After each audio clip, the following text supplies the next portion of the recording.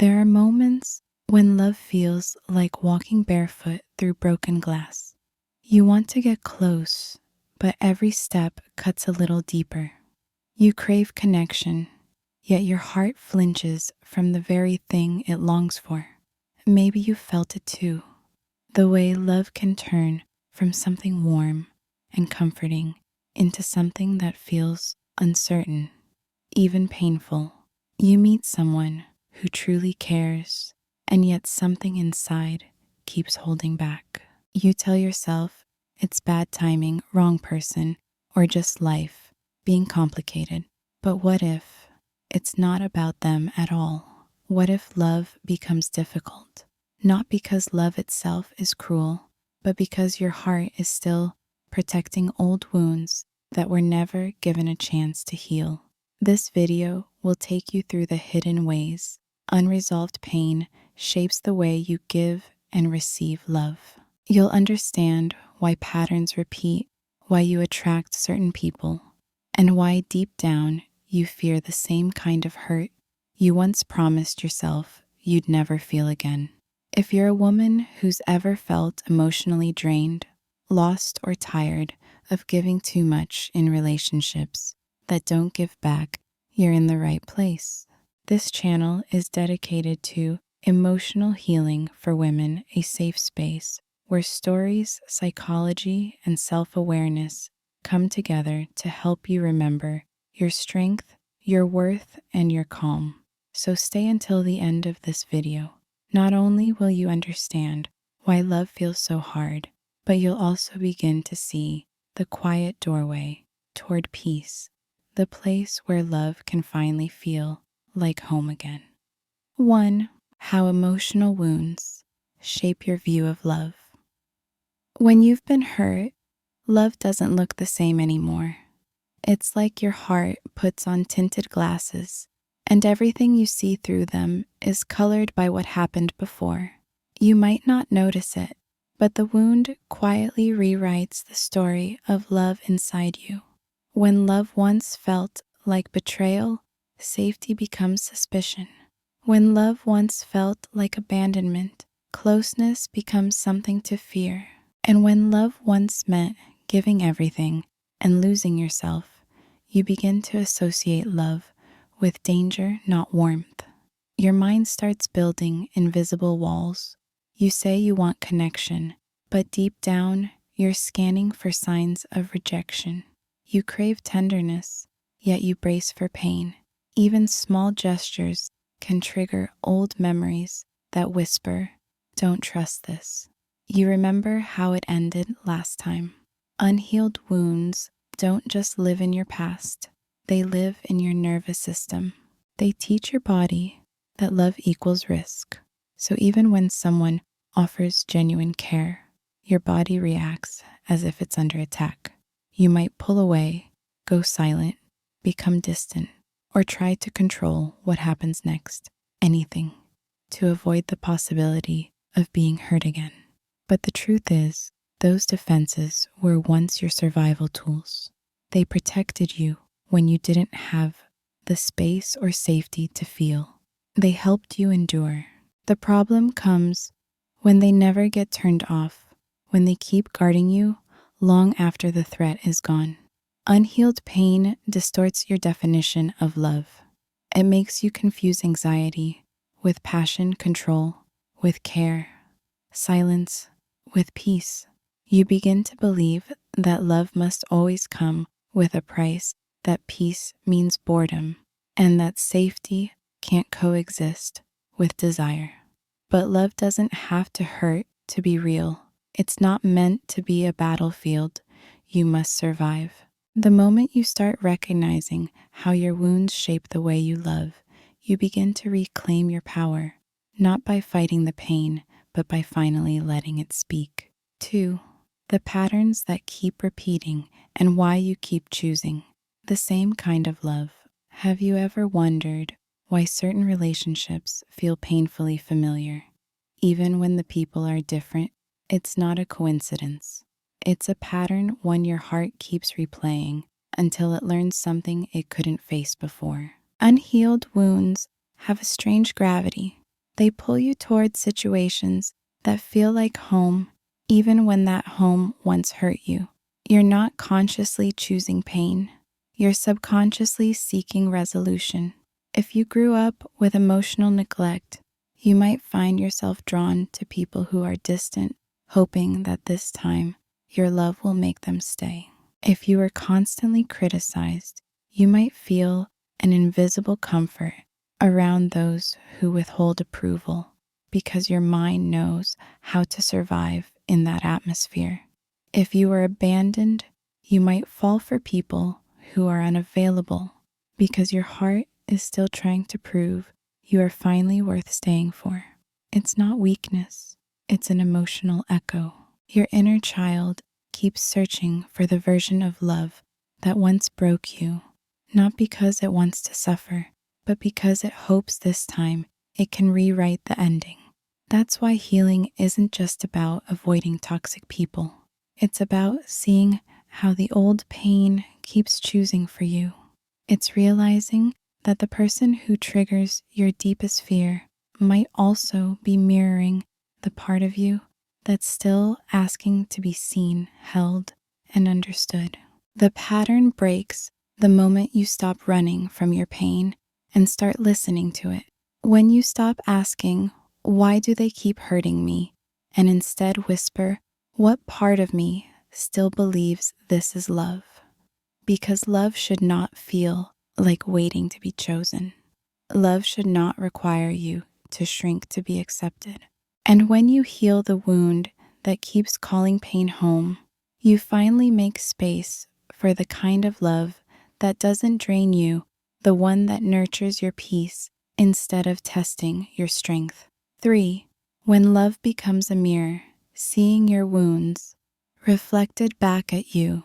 Every relationship is a mirror, not a perfect one, but one that reflects pieces of your inner world, the beautiful parts, the hidden parts, and especially the ones you try to avoid. When love touches an old wound, it doesn't create the pain, it reveals what's been there all along. That's why certain people seem to bring out reactions you didn't know you had. It's not that they made you insecure, jealous, or afraid. They simply uncovered the parts of you that were never allowed to speak. Someone's silence might echo your childhood loneliness. Someone's criticism might reopen the wound of never feeling enough. Someone's distance might trigger the ache of being unseen.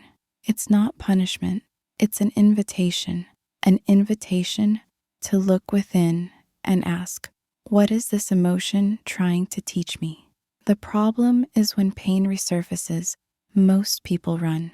They blame the partner, end the relationship, or build higher walls. It feels safer to start over than to face what the mirror shows. But when you run, the reflection follows because it's yours. Love is the most powerful mirror because it's intimate. It brings you face to face with your own fears, needs, and shadows. It shows you what still needs attention, the places where your heart is asking for tenderness, not judgment. This is why healing through love isn't always soft. Sometimes it feels like tearing apart everything you thought you knew about yourself. But that breaking is sacred. It's how the light gets in. When you stop seeing triggers as threats and start seeing them as messengers, love changes. You no longer react from pain. You respond from awareness. You no longer beg to be seen. You begin to see yourself. And when that happens, love becomes less about needing and more about sharing. You stop looking for someone to fix what's broken inside you. You start becoming the safe space your younger self always needed. That's the quiet transformation when love stops being a mirror of your wounds and starts being a reflection of your healing. 4. The fear of vulnerability. Why you push away the love you want most. There's a moment in every relationship where someone gets close enough to touch the parts of you that even you avoid. That's when fear arrives. quiet trembling, disguised as logic. You tell yourself, I just need space. You convince yourself that they're too much. But underneath, what you really mean is, this feels too real. Vulnerability is terrifying when you've been hurt, because to open up means letting someone near the exact place where you were once broken. It means trusting that this time they won't lie or make you feel small. And your body remembers what it felt like when someone did. That's why when love starts to feel safe, you might suddenly pull away. You start overthinking, finding flaws, creating distance, anything to protect the softest part of you. You push away the love you crave most, not because you don't want it, but because your nervous system doesn't believe it's safe to receive. It's the paradox of healing. You long for connection, but your fear of pain keeps you alone. You want to be seen, yet you hide behind independence. You crave softness, but you armor yourself with control. And this is where many give up thinking. Love isn't meant for them, but love isn't the problem. Fear is. Not the loud kind that screams danger, but the quiet one that whispers, what if it happens again? Healing that fear isn't about forcing yourself to open. It's about teaching your body that safety can exist alongside love. It's about small, gentle steps, allowing closeness, noticing when you want to run, and staying present anyway. Vulnerability doesn't mean being unguarded. It means being real. It's the courage to say, this is me, scarred, scared, but still willing to try. And that willingness is where real intimacy begins. Because love doesn't demand perfection. It asks for presence. When you learn to stay open, even when your fear trembles, that's when love finally feels like peace instead of survival. 5. Healing before loving. The path toward real connection. The hardest truth about love is this. No one can love you into healing.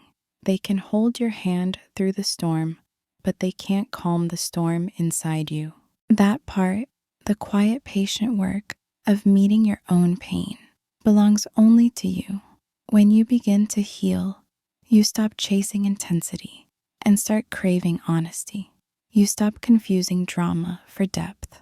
You stop needing someone to complete you and start realizing that you were never incomplete. Healing doesn't mean you never get triggered again.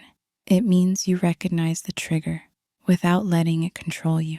It means you pause before reacting, breathe before defending, and speak before the silence turns cold. It's not about perfection. It's about awareness. When you heal, love feels different. It's calmer, softer, less about proving and more about being. You begin to choose people not for how high they make you feel, but for how safe you feel when you're with them. Healing changes your standards, not in a way that makes you harder to love, but in a way that makes your love more intentional. You stop settling for relationships that demand you abandon yourself. You stop begging to be seen because you already know your worth. Real connection grows in the soil of self-understanding. When you know your patterns, your pain, and your peace, you no longer lose yourself trying to keep someone else. You become grounded, steady, aware, and open. Love then stops being a battlefield and becomes a sanctuary. It's not about rescuing or fixing. It's about walking beside each other, each carrying their own light. You can't rush that kind of love. It blooms slowly in honesty, consistency, and gentle acceptance. But it starts the moment you decide that your healing is no longer optional. Because the truth is, the more you heal, the less you fear love. And the less you fear love, the more it feels like coming home. 6. The peace after the storm, finding freedom in healing and love. There comes a moment, often quietly, when you realize you're no longer fighting ghosts. You're no longer reacting to what someone might do based on what someone else once did. The ache is still there sometimes, but it doesn't define you anymore. It's just a memory, not a map. That's the moment healing starts to taste like freedom. You begin to understand that love was never meant to fix you. It was meant to grow with you. You stop chasing intensity because you've learned that peace doesn't have to feel boring. You stop measuring your worth by how much someone needs you, and instead by how deeply you can stay true to yourself while loving another. Healing doesn't erase your past, it transforms your relationship with it. The same story that once broke your heart now becomes the soil from which compassion grows. You forgive not because they deserve it, but because your peace does. You release not because you've forgotten, but because you've finally remembered who you are without the pain. And when love finds you again, because it won't feel like fireworks or rescue. It will feel like sunlight gently touching the parts of you that used to hide. It will feel like calm, like safety, like home. The storm was never meant to destroy you. It was meant to awaken the strength that was sleeping beneath the surface. You were never too broken to be loved. You were simply learning how to love yourself first so you could finally recognize love when it comes without fear. So take this as a reminder. You are allowed to rest now. You are allowed to trust again. You are allowed to love not from your wounds, but from your wholeness. Because when the heart heals, love is no longer a battlefield. It becomes the soft place where you finally lay down your armor and whisper, I made it through. And as always, because the YouTube algorithm usually promotes videos with high engagement, if you feel this video brought value to you, a simple like and a quick subscription will make a huge difference. It not only helps this content reach more people who need it, but also ensures that you never miss the next video that could make a difference in your journey. Thank you, everyone.